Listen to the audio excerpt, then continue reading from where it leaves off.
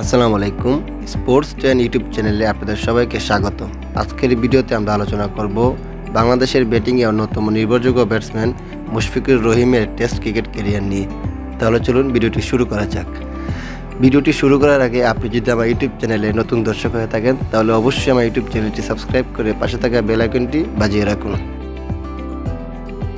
মুশফিকুর রহিম 1987 সালের 9 মে বগুড়া জন্মগ্রহণ করেন। তিনি একজন উইকেটরক্ষক ব্যাটসম্যান, ডানহাতি ব্যাটার। বর্তমানে মুশফিকুর রহিমের আন্তর্জাতিক টেস্ট র্যাঙ্কিং 24।